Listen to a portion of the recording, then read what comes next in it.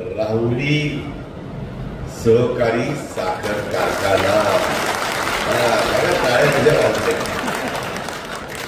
त्याच्यात अनेक साखर कारखाने राज्यामध्ये माझ्या मार्गदर्शनाखाली चालतात.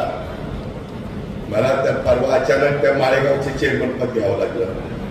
कारण ज्यावेळेस मी पॅनल उभं केलं त्यावेळेस माझ्या लक्षात आलं की जर इथं आपण नेतृत्व केलं नाही तर आपलं काही खरं नाही. त्याच्यामुळं मग सभासदांच्या भल्याकरता आम्ही चांगला भाव देतो. तुम्हाला आश्चर्य वाटेल, यंदा सीझन संपला मागचा, त्याच्यात माळेगाव सहकारी साखर कारखान्यांनी सभासदांना 3636 रुपये भाव दिला. 3636. आणि आता मीच तिचा चेअरमन आहे. आताही यंदाही महाराष्ट्रातल्या पहिल्या 5 कारखान्यात भाव बसेल अशा पद्धतीनं मी भाव देणार आहे. काय नाही, जसं अरुण तलपुरे साहेब ही मार्केट कमिटी चालवतात काटकसरी. माझ्या इथं तर मी कारखान्यामध्ये चेअरमन पण गाडी वापरत नाही. ज्यांनी कारखान्यामध्ये यायचंय त्याला चहा मिळेल, प्यायला पाणी मिळेल आणि कारखाना सुरू असेल तर फार 1 ग्लास उसाचा रस मिळेल. ह्याच्यापेक्षा काही नाही. ते काय होतं, सुरुवात आपण आपल्यापासून केली. आता मीच चेअरमन, मीच गाडी वापरत नाही. त्याचा परिणाम एमडीवर होतो, त्याचा परिणाम बाकीच्यावर होतो.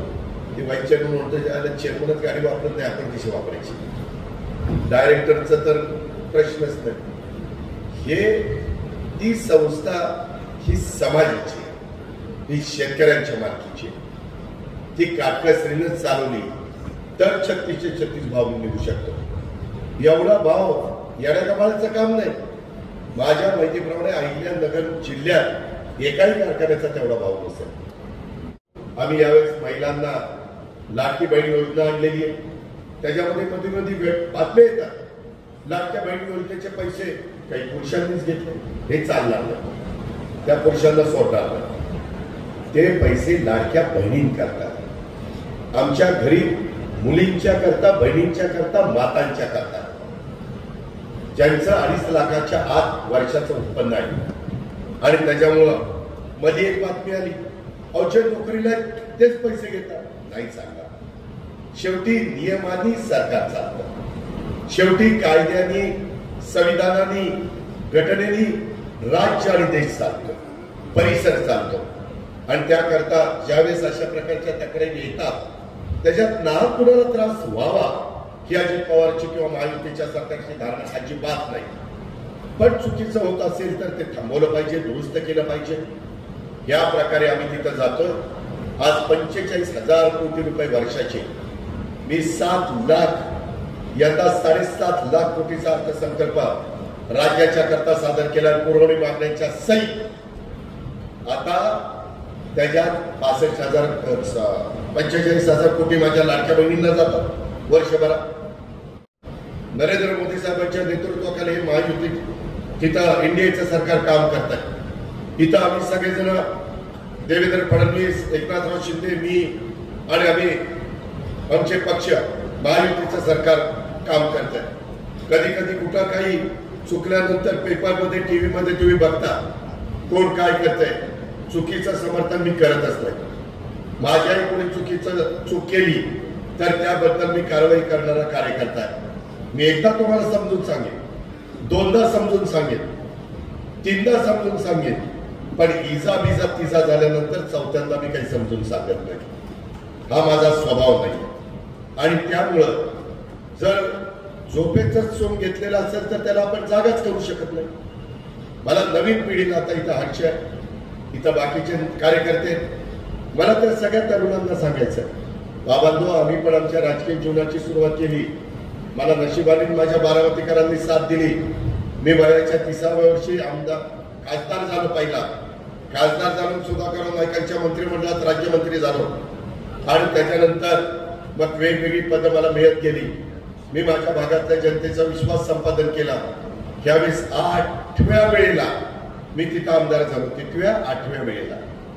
आणि काही जण म्हणत होते यावेळेस तर आता काय खरं नाही, पण बारामतीकरांनी दाखवलं 1 लाखाच्या पुढे मला तिथं निवडून दिलेलं. 1 लाखाच्या पुढे काहीतरी मी काम करत असेल म्हणूनच असेल ना. एकदा येऊन माझी बारामती बघा कशी बारामती. आता आम्ही राज्य सरकारने परवाच निर्णय घेतला, मला वाटतं इथं DDR आहे मॅग्नेट, त्या निमित्तानं महाराष्ट्रातल्या वेगवेगळ्या मार्केट कमिट्या त्या परिसरामध्ये pre cooling unit, cold storage, packaging, grading या सगळ्या सुविधा तिथं द्यायच्या. ज्या चांगल्या मार्केट कमिट्या चालल्या तिथं आपण प्राधान्याने मदत करायची. आम्ही तर त्याच्याही पुढे जाऊन लवकरच तुम्हाला पेपरला वाचायला मिळेल.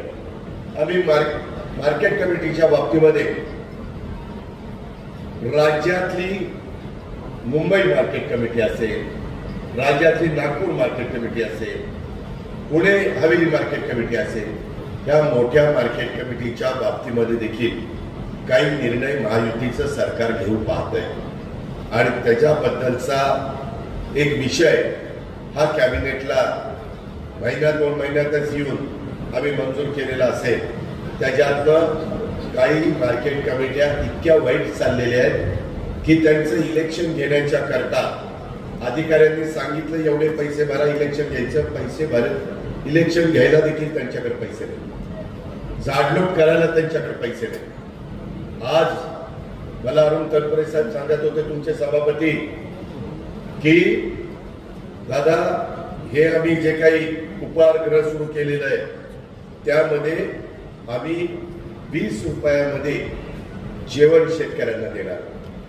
त्यामध्ये लिमिटेड आहे जेवण, 8 पुऱ्या, त्याच्यामध्ये भाजी, कांदा, लिंबू, पापड, लोणचं हे मिळणार आहे. त्याच्यातनं जर नाही पोट भरलं तर मग वरचं काय लागेल भात बीत तर मग ते पैसे देऊन घ्यावं लागेल. कारण शेवटी 20 रुपये ते देत असताना त्याची किंमत 50-60 रुपये, ते सगळं मार्केट कमिटी सहन करणार आहे. अशा पद्धतीनं हा एक चांगला विचार हा सभापती महोदयांनी आपल्या सगळ्यांच्या समोर ठेवलेला आहे.